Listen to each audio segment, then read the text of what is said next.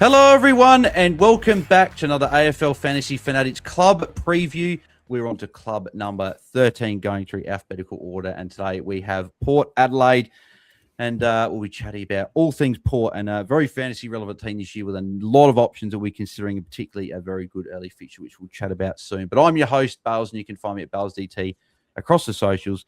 And joining me is, he's not full-time this year, part-time fantasy fanatic. He'll be on some Tuesday nights throughout the year, which will be good. But he's also the newest member of the PODPOD. And as I coined him the other day, the hardest working man in music, non-stop gigs, 20 days of gigs, even in 45-degree heat, is Jordy Lewy. Jordy, mate, good to have you back on, mate. How are you?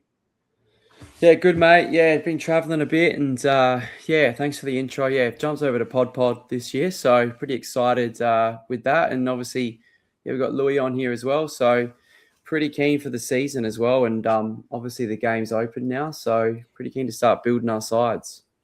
Yeah, exactly right, mate. And as you said, we got Louis as well from the PodPod, so the two PodPod Port boys jumping on. Louis, mate, how are you? I'm well, thanks, mate. Good to be here. Good to be talking about the Port Adelaide Football Club. Obviously, Jordy and I was boys, so yeah, pretty keen, and certainly a pretty relevant team in fantasy this year. I think there's plenty of guys to speak about here, and it's not really a question of who to pick, but how many can we pick at this stage. Yeah, exactly right. I've got a few certainly sitting in there at the moment. In terms of list changes for Port, not a huge amount of ins, so a couple of ins and trade pieces. Will Brodie being one that we will speak about very soon. Jacob Ware, Corey Durden, and Jack Watkins as the ins. Outs, obviously, a few D-lists, a few retirees. Obviously, Travis Boak, obviously legend of Port, he retiring there. Willie Rioli as well. Then you've got Rory Atkins, Ryan Burton, Jeremy Finlayson, Jed McEntee, Dylan Williams, Hugh Jackson, probably the one I was a little bit surprised there, and Lockie Charlison as the outs for Port. So a few guys out and not too many ins, but yeah, very relevant as we said before. Team points for last year, they were 15th, 52.7 points on average per game. But I think that may see an increase this season, obviously with Josh Carr at the helm now, and hopefully a little bit more ball control, which Louis, I know you've mentioned a couple of times there as well. But Louis, how do you see the midfield mix shaking out? So that's probably the one where we're getting to see, because obviously Ollie Wines, we're missing the first 2 weeks of the season through suspension, and we think is a Rosie maybe staying at halfback. So there's a few moving parts there, along with Jason Francis dealing with a bit of a foot injury at the moment. Yeah, I think, I mean, we know what the mix is roughly going to be, but what those splits look like is anyone's guess, probably outside of a Zach Butters, who's definitely going to be anchoring that midfield for Port Adelaide. So let's say we'll put him at, 70, 75% CBAs for sure. It's about probably who's going to follow him, and someone who's been hyped up all preseason and definitely got a lot of love at the back end of last year was Miles Bergman. And we'll go a bit more in depth into him a little bit later, but I'm expecting him probably to fall in line second in CBAs. From all reports, he's sort of trained as a midfielder the whole preseason, and that's sort of the corner that they want him to sit in and develop in. So hoping for that to be the case. And then you mentioned Horne-Francis and Wines there. Those two are going to be interesting on how much time they spend in there. I think obviously Wines is approaching the latter half of his career, slowing down a little bit, and Horne-Francis has had a pretty interrupted preseason, and being the capable forward that he is, I suspect he's going to spend a bit of time up forward. So that probably opens the door for a Will Brodie potentially to sneak into our midfield, which I know a lot of fantasy coaches have probably got a bit of an eye on if he can play some regular football in 2026, because a couple of years ago, he's played a lot of waffle football, but a couple of years ago he was in that Freo midfield mix, and I think he punched out about a 95 average. So he's definitely got the capacity to score there, but those are probably the main guys I see in there. And as you mentioned, Connor Rosie, he's the captain. He's going to float in there probably when he sees fit. I think he's going to maybe just read the game a little bit, and that rotation may be a little bit more of a vibe-based thing based on where he thinks he needs to be at that period of the game. But Yeah, it's a pretty decent midfield there. I think the splits are going to be really interesting under Josh Carr, and at the moment it's a little bit of guesswork. But I think once these practice games start in about a month's time, a little bit less, that's when we should be able to start reading a whole lot more into what it might look like.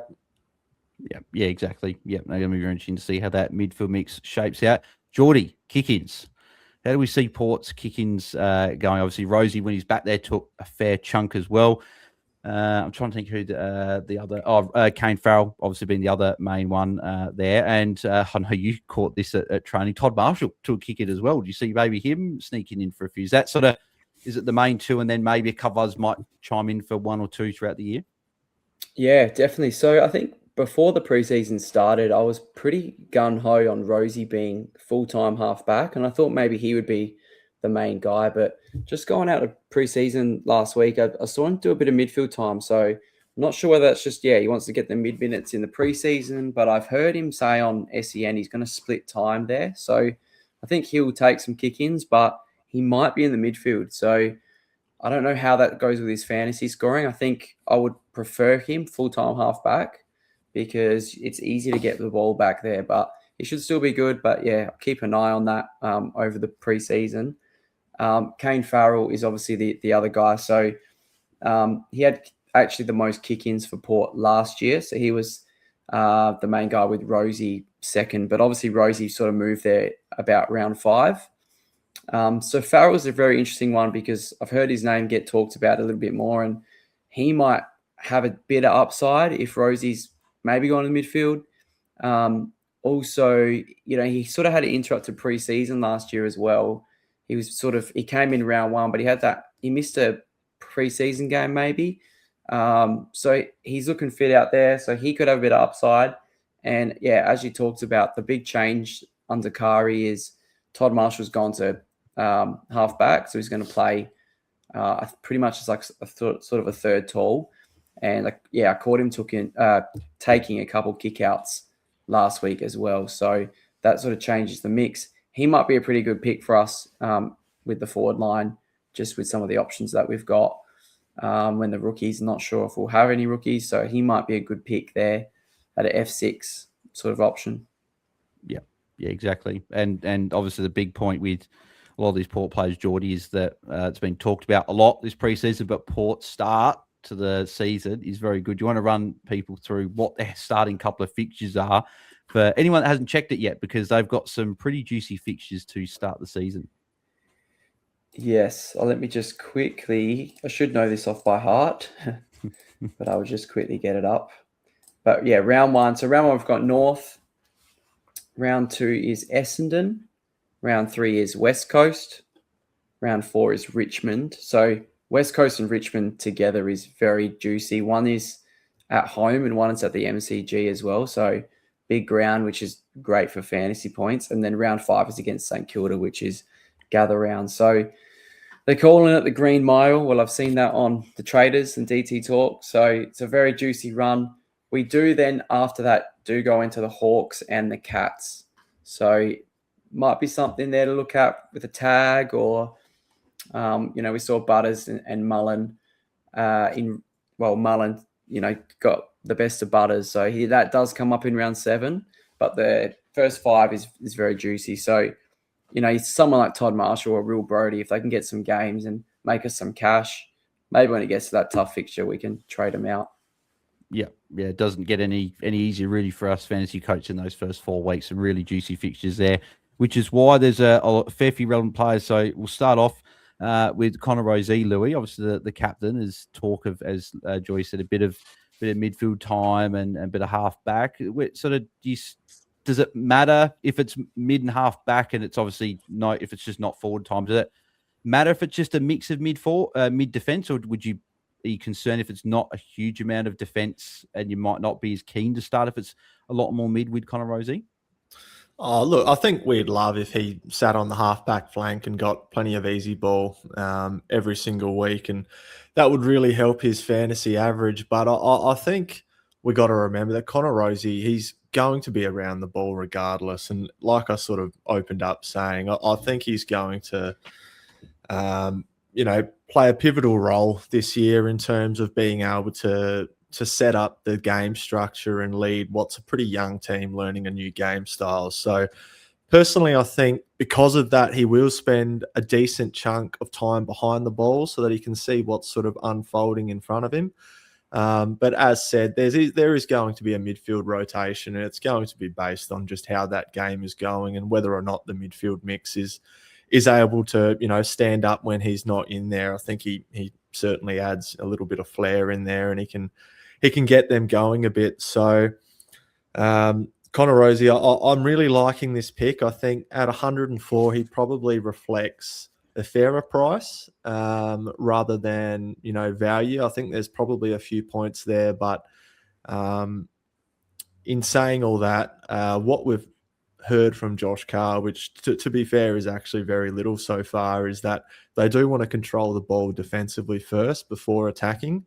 And I think if Connor Rozee can be a part of that in that back half, then that's going to go a really long way in terms of his fantasy scoring. And he's going to be one that if you're starting in your starting squad this year, I certainly don't think he's going to let you down at all. I think he's one of the more consistent players, and he's got a ceiling with the best of them, as we've seen. And hopefully he can avoid the tag. I know that last year there was probably a couple of tags that came his way. I think if Zach Butters is up and firing, and look, maybe you're robbing Peter to pay Paul, because I think a lot of people are going to be selecting Butters as well. But perhaps that flexibility where he can escape the tag is going to help there as well. Yeah, exactly. And the thing with Rozee, if he's in the mids, right, is one thing I noticed watching Port when he's in the midfield is he does actually get back to get some of those plus sixes even when in the midfield to sort of help out back there. So if he's in the mids and Port are controlling, as you say, a bit more, then I think even Rozee in the midfield can get back and get a few of those points and get some disposals back there. Jordy mentioned Zach Butters just for as well, underpriced based on, I think, what we've seen him do for, I think, parts of season. He hasn't put together a full season where he's gone at a sort of 105 plus clip, but this could potentially be, obviously it's a massive year for him, right? A contract year, and is there talk he's going to stay? Is he going to go? Priced priced pretty much bang on 100. Good early start to the season. Is this just a lot of people have got him in there? Is it just a bit of an easy one to sort of slot in there? Yeah, I think so. I think Holmesy actually did a really good stat on PodPod, the midfielders. When he moved into the midfield, I think over that career, he's averaged 103 on average. So he's a 100-plus midfielder. I think, obviously last year there was some really bad tag games that were just like terrible scores, 30s and 40s. So if you can lift that floor a little bit, if it's a tag, it's a 70 or 80. That's probably the only downside of him. But he's proven scorer. He looks great on the track. I just think it's a big contract year for him. We saw what Nasiah Wangani-Malera did with a big contract. Let the footy do the talking. Butters is that type of player that can do that. So I'm hoping under a new system under Kari, he wants to show what he's got. Hopefully he stays with us, but I think he's in for a big year. And if he does get tagged, he's obviously going to get attention. But if he can just lift those floor games, and with the opening run, if we can get off to a good start, then I think he's a really good pick. Yeah, I remember at the Pies they brought in Ned Long to be the bodyguard for Nick Dacos and to sort of help him in that midfield. And I think potentially Miles Bergman can be that man. And maybe Nick Dacos is a good comparison to draw, because we love Nick Dacos. We know what he can do in fantasy, but the gap between some of his best scores and some of his worst scores can be quite large. So for me, when I look at Zach Butters, that price point of 100 is really where I want to buy in, because I'm fully expecting to have some down games. But a bit like Nick Dacos last year, if you can buy the dip and get the advantage of having the up games, and with that combined, first 4 or 5 games, I think he can really capitalize. That's probably the period of time you want to own him for. And in which case, you're already up. So the tag games will come, but at least you've gotten that initial bonus, I suppose. Yeah. The way I see Butters is, if we were in season round 5 or 6 and we saw Port have Richmond, West Coast, Essendon, North Melbourne coming up in the next form, we saw Zach Butters priced at 100. he'd be talked about as a trade-in target, and we'd be bringing him in. So I think the fact we actually get to start him, don't have to use a trade on it, I think it's a pretty good pick, and I like him at a bit of value there as well. And I don't think it's Mullen until like round 7, so we can reassess a bit there. But I sort of wonder, with a new coach, instead of just sort of almost leaving Butters to the Wolves in a way in the midfield and just letting him get tagged, I wonder if they maybe do some things. They put him forward a bit as a high half forward to maybe get away from some attention. I sort of wonder if they do a few things like that this year, Jordy. Yeah, well, at training last week, they actually had Rosie and Butters. They had the same colours, and that was at half back. So I wonder if there's a little plan that, yeah, if that happens, maybe they've actually flick him to half back, switch with Rosie, and then that was sort of what I saw last week. So it could be pretty juicy. We actually saw that in the last game of the year. Butters actually took a kick out against Gold Coast. Yeah. He just went everywhere. So who knows? Yeah, if that happens, then that'll be, I think, only good things for fantasy. Lewy, segue, because you mentioned Miles Bourbon. He's the next man on the list. You talk about that. You reckon he'll be that second mid. And we saw back end of last year when he was in the midfield, some of these scores, I think he averaged over 100 when he had 50% CBAs or 40%. And it might be a certain number. I'm not exactly sure. You probably got that number there. But he played a lot of those games well with a shoulder injury. So he actually scored really well when he didn't have a great shoulder. Do you think that full preseason, easier fixtures to start, that he can just sort of go bang from the word go and make us some quick cash? Yeah, well, that's the goal. I'm certainly hoping so. He went into that midfield last year, and as you said, so 6 games when he was given that full midfield opportunity, he went at 102. So not a massive sample size, but enough to suggest that he's got some fantasy scoring chops in there for sure. And what probably let him down in the end was just the fitness of our defenders, and being the good defender that he was, quite often he was sent down back to plug that hole, which sort of stifled his scoring quite quickly in these games.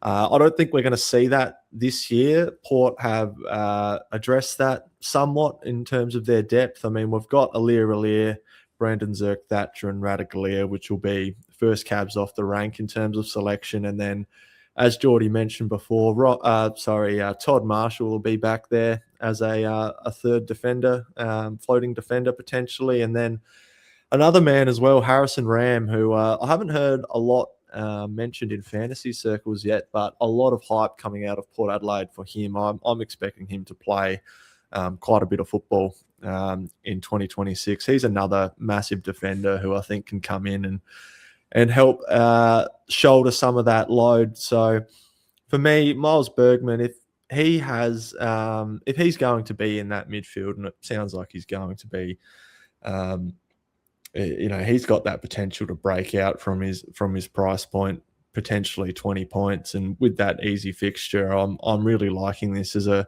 value selection down back.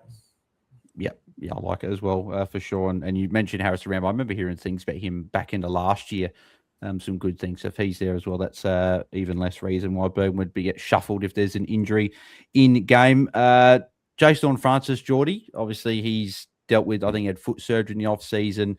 I think he's only just either had or he's still got a metal plate in his foot. I think he just had it removed. So a bit of touch and go to start the year. I'll put him in the list, though, because I'm not going to start him, right? But particularly for draft, but could you see him getting forward status? And with the lack of forwards, being a guy that we're looking at as a potential upgrade target once we get DPPs? Yeah, potentially. I think he was pretty close, to a forward. I think he was sitting around 30%. So he wasn't too far off. He's obviously had it before. But yeah, I think, as you said, we have to sort of put a line through him. He's not quite fit yet. I think he might be trying to get some preseason games in, but we just have to see how that goes. Obviously, you want to pick a player that's had a full preseason. So one to keep an eye on. And yeah, maybe they manage his minutes. Maybe he does play a bit more forward to start the season. Obviously 5 on the bench. So probably something that we need to keep an eye on if he does sneak that forward status. And maybe, we might have a 4th or 5th Port player in our team, if he can get that forward status. But, if he didn't have this interrupted preseason, I was actually pretty hot on Hornet having a big year. And I thought at price at 82 with some of those injuries, I thought he could, push a 95 average. But yeah, we get obviously that can't start him at the moment. So yeah, definitely keep an eye on it. Yeah, exactly. And then I know one player that you're keen on, Jordy, Will Brodie. So he made his way from Freo. He's cheap. He's in the 400s. Wines, 2-game suspension. Horn Francis, obviously, we just said, dealing with a bit of an injury. Rosie, bit of half-back, bit of mid. But there's certainly time there available for him. With these easy fixtures, cheap price, is he someone that you're looking at taking a bit of a punt on for as your M5, M6, somewhere around there to get off to a good start, make some cash, and hopefully be there for a month, 5-6 weeks? Yeah, definitely. Just from what I saw last week at training, like he looked awesome. I counted about 6 clearances that he did. He looks awesome, and I think if Wines is out, he's definitely going to be playing round 1 and 2. That's just from one training session. So obviously things can change in preseason games. But I'm happy to take that risk. I think 2 games, good fixture. Maybe Wines comes in. You don't know what's going to happen in the team within 2 weeks. There's always injuries. I think I'm pretty keen to start him if I see a little bit more. And if he's in our team in the preseason games, I think priced at 40, I would be happy to start him. If it fails, you could go down to a rookie. There might be some other guys around there. We sort of saw that last year. There were a few of these guys, and we could trade down. I think wasn't Nevitt got injured maybe around 3 or 4. We had to jump off him. So O'Driscoll the same. You know, if he can make a quick 100K, I think it's a good pick. I think he's definitely in my side right now. Just depends, what happens, I guess, over the next month. Yeah, exactly. Yeah, it'd be interesting to see how he goes. But yeah, I do like that as a pick. And last one, this little section, Louis, is Todd Marshall, who we've mentioned is going to halfback, priced under 400K in a forward line where we don't love a lot of options. There's a fair few that have got an early buy as well that we're looking at. But it reminds me a bit of Jack Silvani pick last year. I know that you can't sort of compare sort of like the 2 picks, right? Because they're different players, different year. But at a guy that's played a number of seasons in the AFL and going to halfback, a bit more of a better, obviously fruitful role for fantasy. Is he someone that's interesting to you with a good early run? Look, yeah, he is interesting, but probably speaks volumes of maybe some of the depth that we're looking at in that forward line to start the year.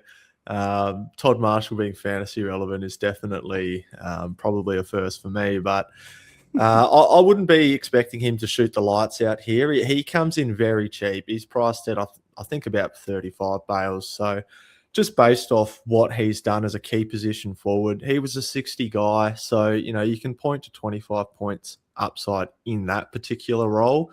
And what you saw from Todd Marshall was that he would push up the ground. He'd get a little bit more involved, maybe at that half forward sort of range. Obviously, when Charlie Dixon was in there to sort of take the brunt of the defenders. He's reinvented himself. He's moved to half back. I'm expecting him to be that sort of floating tall. He's got a pretty good tank. He's a really good user of the ball, and obviously a nice mark being the key forward that he was.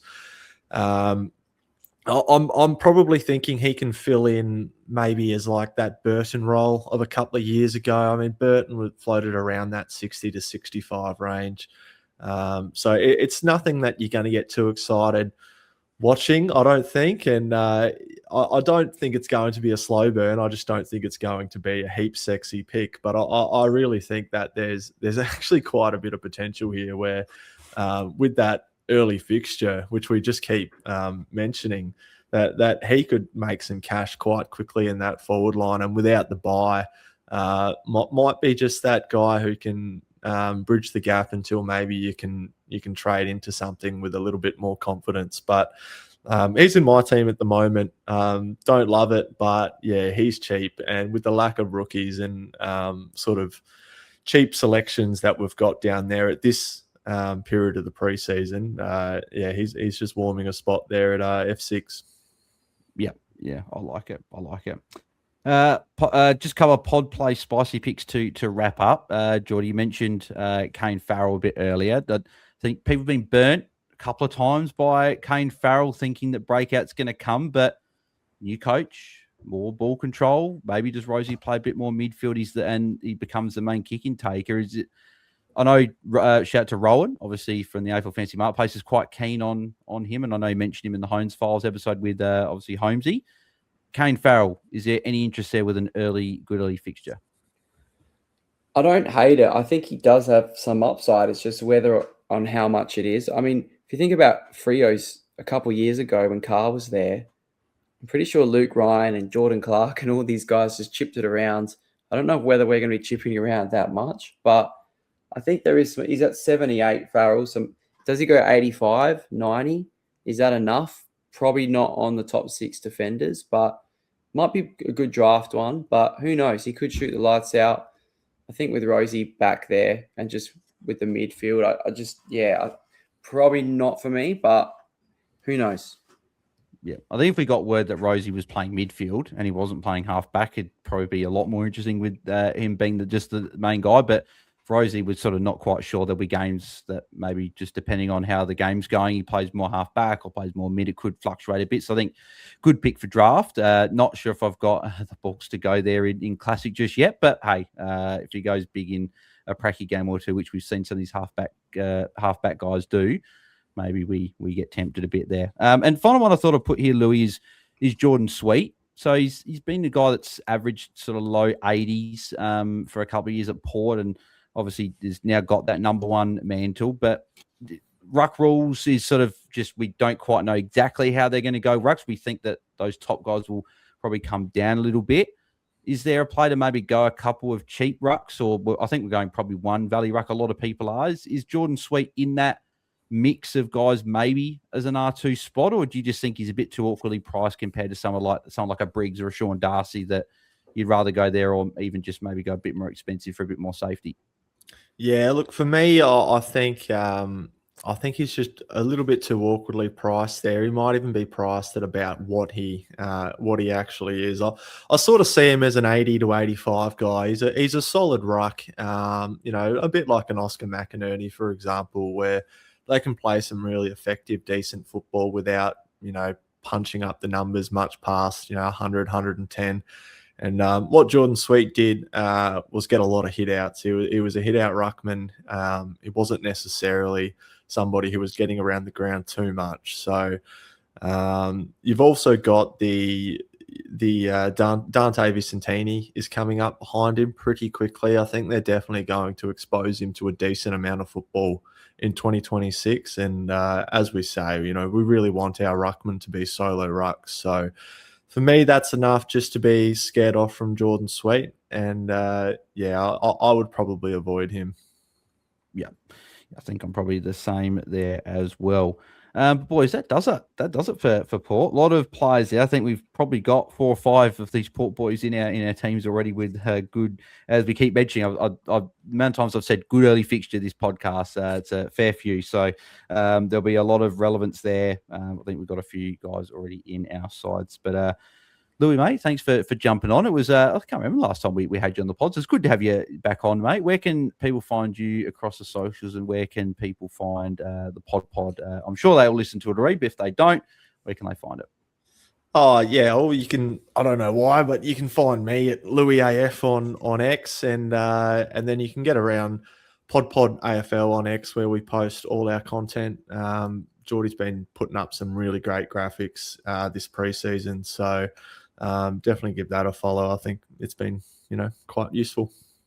Yeah, exactly. Love the graphics that the Jordy's putting out, and obviously big year pod. Maria's Magic jumping on, so really good to see that as well. So yes, Jordy, mate, shout out to Selby for that one. Yeah, it's a great product. So go out and buy the season guide, and then during the season you can pay, I think, $3 a week, and you get a really nice bunch of stats, and you get a little weekly newsletter penned by Selby too. So definitely get around that. Thanks for sponsoring us. Exactly right. Jordy, mate, thanks for jumping on. Where can people find you across the socials? Yeah, just Jordan DeSena on X as well. And I'll probably go to Port training the next couple of weeks. So I'll try and post some stuff. And yeah, as Louis said, pod, jump over there. We're doing the rankings at the moment. And and I'll probably be here and there on a Tuesday night, Bales, just a couple for the year. So keen for keen for the season already. I think it's 35 days till round 1. So, or maybe that's still opening round. So it's not too far away. Yeah, no, it's very, very close. You can almost smell the footy right around the corner. You can find me at BAILSDT across the socials and us at AFL Fantasy Fans on X. If you didn't check out our Midfielders episode that came out yesterday, then make sure you do give that a listen as well. And we got a bit of a special episode with Mitch from the Ball Boys, a bit of opening round strategy. We'll be chatting about that tomorrow. So a bit of a special one there if you want to tune into that. If you did enjoy the video, make sure you like and subscribe and do all that good stuff. And Patreon's live as well, patreon.com/AFL Fantasy Fanatics if you'd like to check that out. If you're listening on Spotify or Apple, 5-star rating and review would be very much appreciated. And we'll catch you guys in the next episode, which will be Richmond as the club preview. So thanks, everyone. Have a good night. See ya. See ya.